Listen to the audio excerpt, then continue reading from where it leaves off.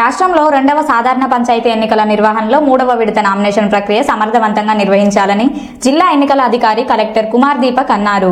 గురువారం జిల్లాలోని భీమారం మండలంలో భీమారం, పోలంపల్లి, ఆరేపల్లి గ్రామాలకు, భీమారం గ్రామ పంచాయతీ, బూర్గుపల్లి, నర్సింగాపూర్ గ్రామాలకు, బూర్గుపల్లి గ్రామ పంచాయతీ, దాంపూర్, ధర్మారం, కాజిపల్లి గ్రామాలకు, కాజిపల్లి గ్రామ పంచాయతీలలో ఏర్పాటు చేసిన నామినేషన్ల స్వీకరణ కేంద్రాలను మండల పరిషత్ అభివృద్ధి అధికారి మధుసూదన్, సిఐ నవీన్లతో కలిసి సందర్శించి నామినేషన్ ప్రక్రియను పరిశీలించారు.